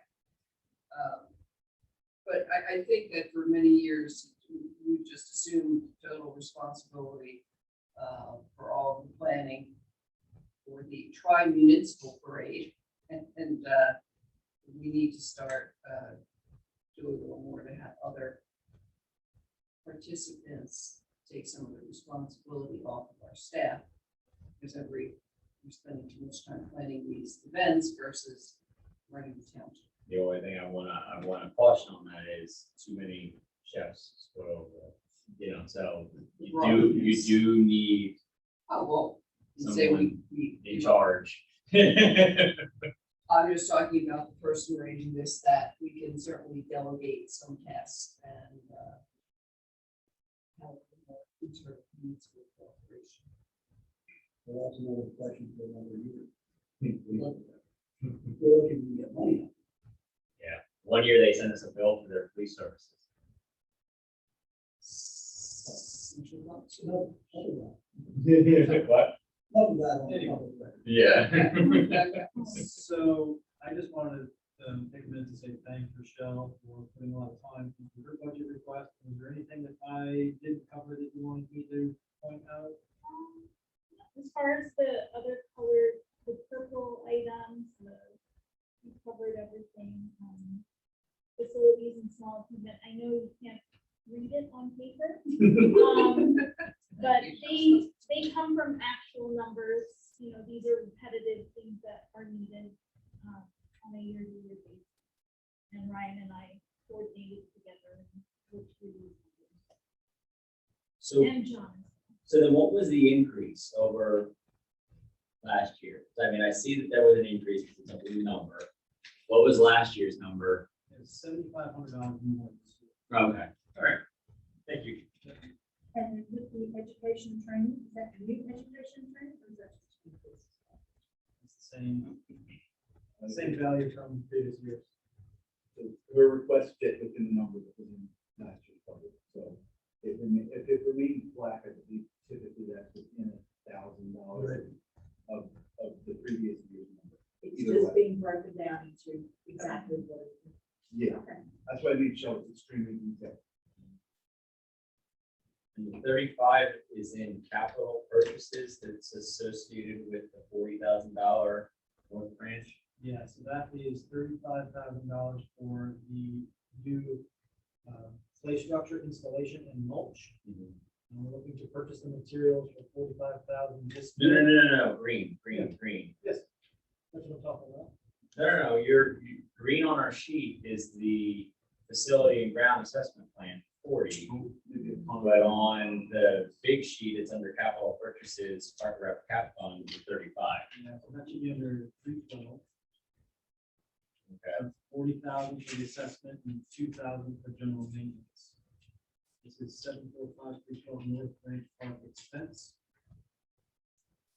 So then that 35 in green down below is just completely not supposed to be there? No, it is. That's an additional expense. Oh, okay. Talking about capital purchases. Right, but it's not supposed to be green. It's supposed to be blue. It's supposed to be blue. Okay, there we go. It was late in the day on Saturday. It's actually supposed to be the blue number, and green's supposed to be up with 312. Where it's pink. Yeah, there's a lot of different colors there. I'm not quite sure where. I think it's the 24. Right. But where that comes from. 24 is to replace the two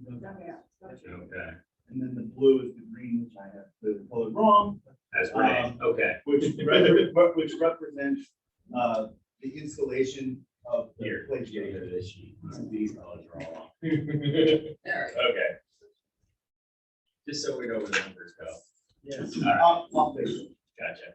and this is where, again, I think this, Tom said this is where the value of scheduling a time to come in, talk about these numbers with us. It will really benefit you, in your decision-making process. That concludes my presentation, because everything else on the page 9 are set numbers. Have to do with set costs, the bridge loan, public works, garage, streetlights. Nothing to discuss. So, I thank you all. I thank staff. I thank everybody here. This is a valuable exercise. I know it's painful, 2 hours of listening to numbers. But this is the first of many discussions we'll be having with the board. with all things like, so stay tuned. So will it be on business meeting as well? It is going to be on every meeting's agenda from here until the end of the year. Yes. Yep. So we'll continue to make refinements to this. Every subsequent meeting, we'll discuss those refinements as we get closer to action. Are there any other questions in regards to our draft budget that we've shared this morning? Okay. Chief, you've been waiting a while and very patient. Departmental report. Chair. Just a few things I wanted to highlight, that there will be some action items coming up in the next meeting. Some things that were actually last meeting that we put in place. So the vacancy for the police officers been advertised with the deadline of October 29th for applications to be submitted. So far, I've received 3 applications. So we're in the process, and early on, it's a good sign. The word's out there that we are hiring police officers. See a good amount of applications. For your information, this is not something that the board will have to action, but we do need to promote an officer. So I'm formalizing a promotional process within the department that identifies who will be eligible to take the promotional exam, what the process will be. And the process, just a high level, will be a written examination, which will contract with third party public service, police services, consulting firm. Then we'll have an oral examination, which will also be conducted by a third party police consulting firm.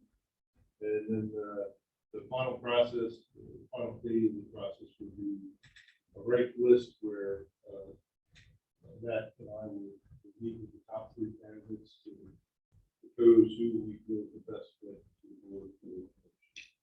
So we're anticipating the timeline will be somewhere, we're hoping February, we'll be able to present to you a name of who we will the process to pick up. We talked about purchasing a new police vehicle, so at the next meeting, we will present a resolution for approval of purchasing the Ford SUV Interceptor hybrid vehicle that I discussed earlier. And then again, the update will be included in the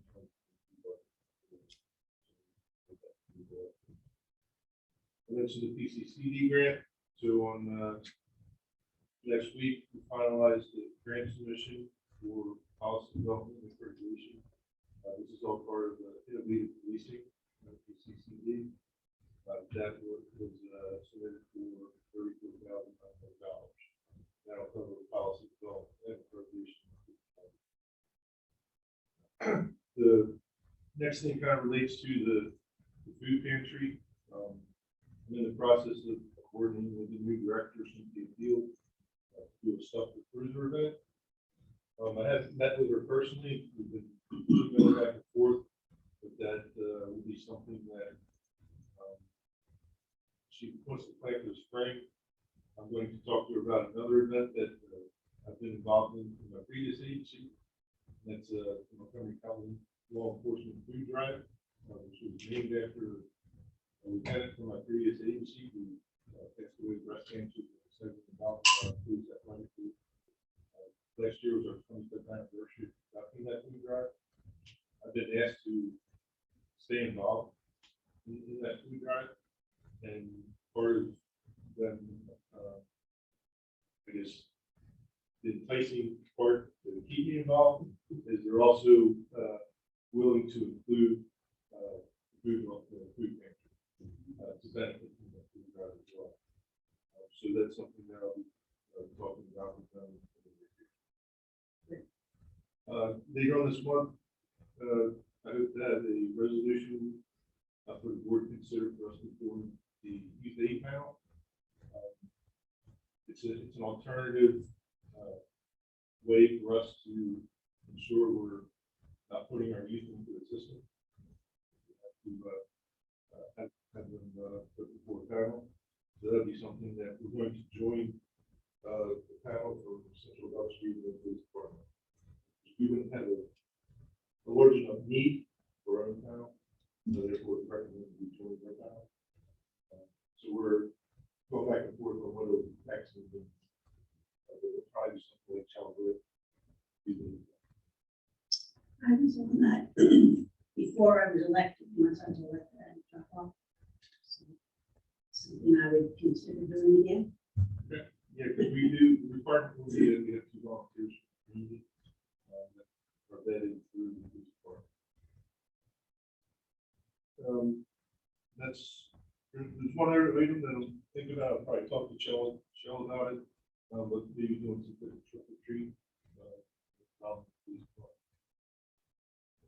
So, the Shell's it's never actually been done through our Park and Rec, but there are businesses that donate large amounts of candy to the officers. They hand out at Christmas time. I mean, at Christmas time, at Halloween. Oh my goodness, at Halloween. So you'd actually want to talk to your assistant downstairs about that. Because typically, I think close to 1,000 or more candy bars donated to the officers as they're driving around handing out to the kids. So there's already something kind of in place. And I'm forgetting that Halloween's coming up, so I haven't said anything to you about it. What was your idea? Go ahead and tell us what the. It would more or less seem if the fire, us, paramedics, possibly state something in the parking lot over here. Maybe not on Halloween night, but maybe Friday night before Halloween. It works better if you have other agencies that are involved in it. So that's just something, kind of get it started next year, and grow into another topic organizations. Good idea. Talk about it.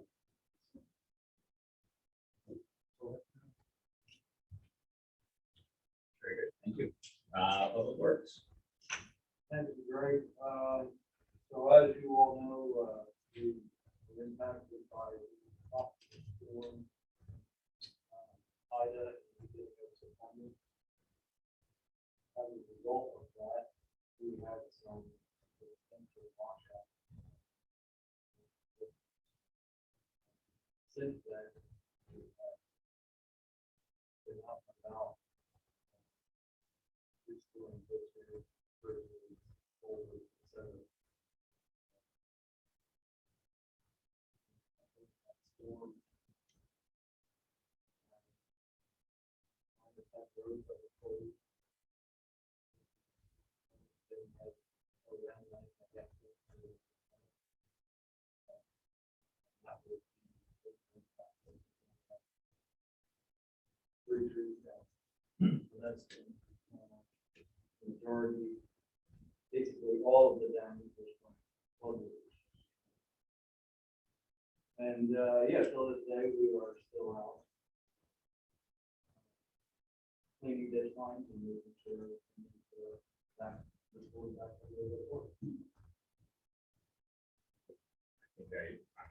I don't want to speak for everybody, but I'll speak for myself, that we are very impressed and very thankful that you and your crew has done such a fantastic job of remediating from the effects of that storm, getting us back running as close as possible.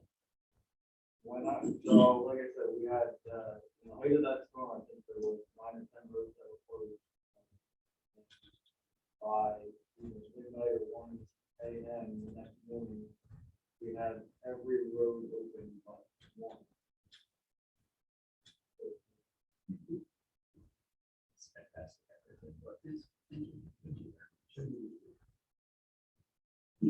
Very good. So those departmental reports will be included in the board packet in the public for the business meeting in 2 weeks. Next on the agenda is the solicitor's report. Nothing. You're still awake. Good. Yep. Engineer's report. Let's see, we have board comments. I have one thing I'll bring up on the PSAT resolutions. I asked, not to put this on, I have PSATs coming up in a couple of weeks, where I'll be going out as a township representative for PSATs. And one of the key things in there, all the resolutions are asked. Now, most of these are wish list items that, much as it'd be nice to think that they're all going to be done by the state, it's not going to happen. The one key one that people involved with is item 2119. And that is a situation where the township years ago had gone in court to seek to keep our elected taxpayers in the county and this area. Township came on board, another township came on board. We went into the tax collectors went to court on the first round. Second round went to the state court. We lost that round, but then I went to Supreme Court. And the tax collectors won. Now, for whatever reason, Chester County has had a problem with the tax bill. So what they would like to do is eliminate tax. So what I am asking is everybody here in the group to favor people? Definitely. See our tax collection, for our local taxes and that service that's provided that our residents can come in and see someone. Aside, I think that's a very important thing for our taxpayers, knowing who they're paying their money to. It's not just not just a body, the tariff or the POS.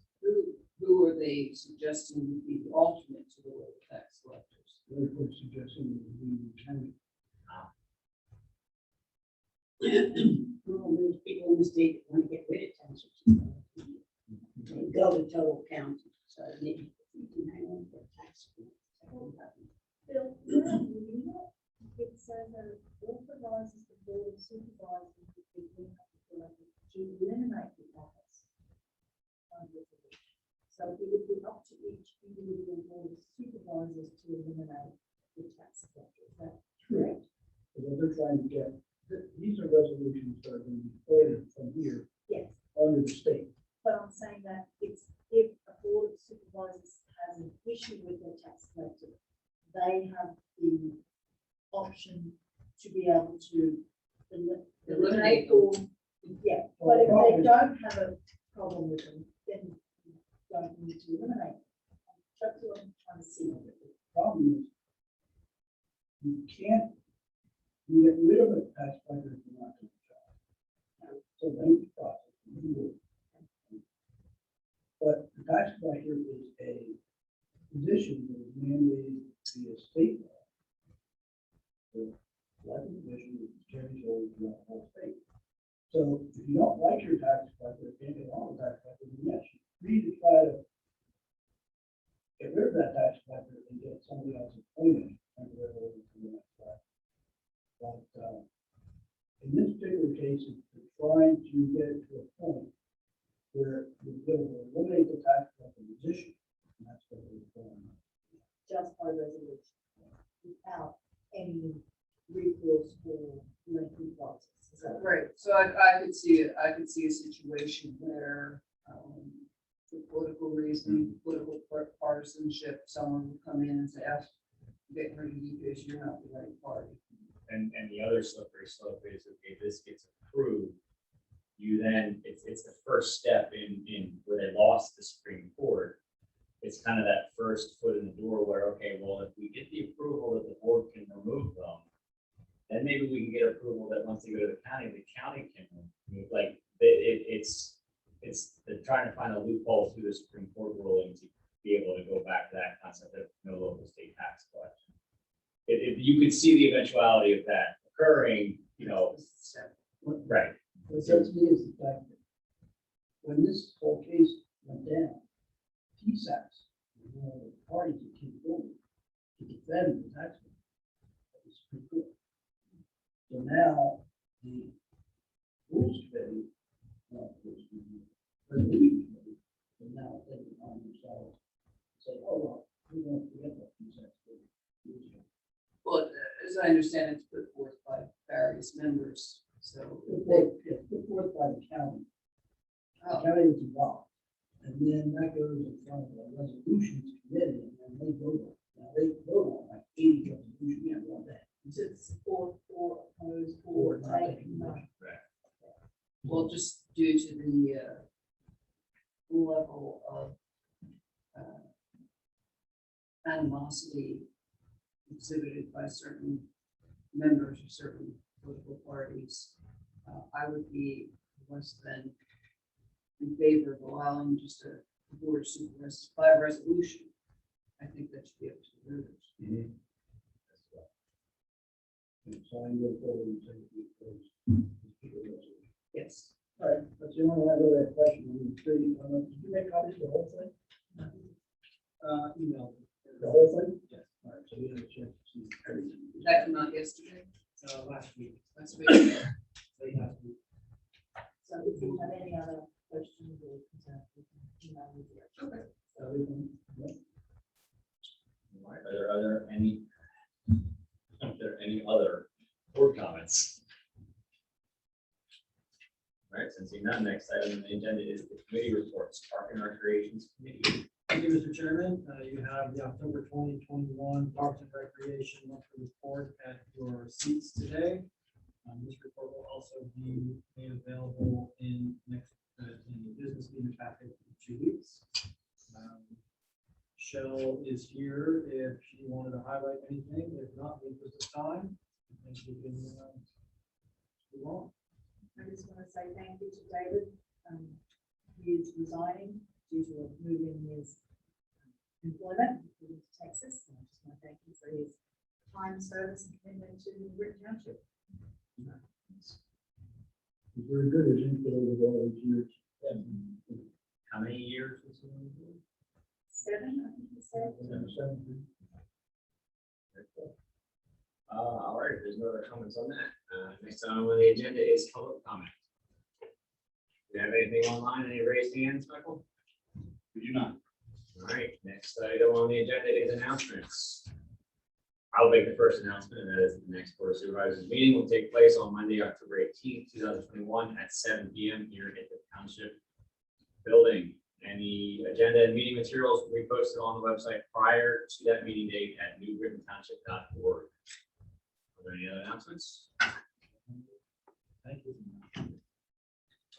Oh, yes, and then I will reiterate, we're going into an executive session following this meeting to discuss personnel issues. At this time, I'll take a motion to adjourn. Second? All those in favor, please signify by saying aye. Aye. Aye, motion carried. Thank you all.